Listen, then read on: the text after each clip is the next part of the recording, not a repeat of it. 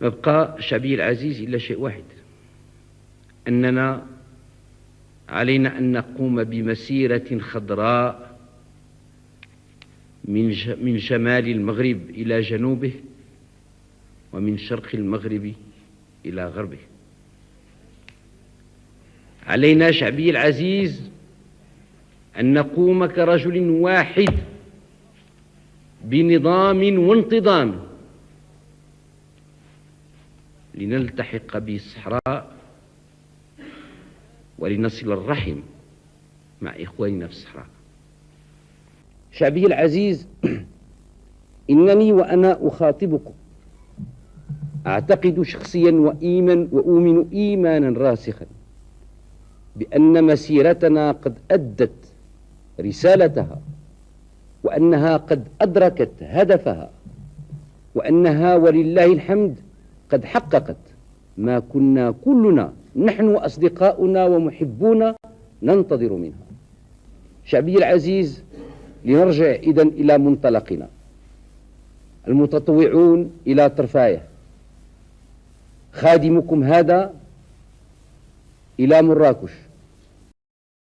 القذافي هو مؤسس من مؤسسين البوليزاريو، أساء إلى المغرب، هذا قولا واحدا، ولكنه لا يتلقى الأوامر من خارج ليبيا كما يحصل لدى النظام الجزائري الذي تأتيه الأوامر طازجة من فرنسا. فعل هذا حقدا ربما مزاجا، لكنه كان من الداعمين، وفي تلك الفترة دعم الجماعات مثل هذا النوع كلها. فعندما أقول لك ليبيا، فأنا من ليبيا وأعرف ما يحصل في ليبيا. لماذا لم تسترد ليبيا الأراضي المغتصبة أو المحتلة من الجزائر؟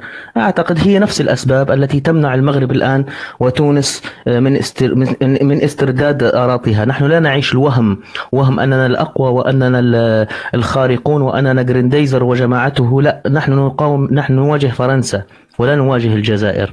الأرض المغربية الليبية التونسية محتلة من فرنسا وليست محتلة من الجزائر.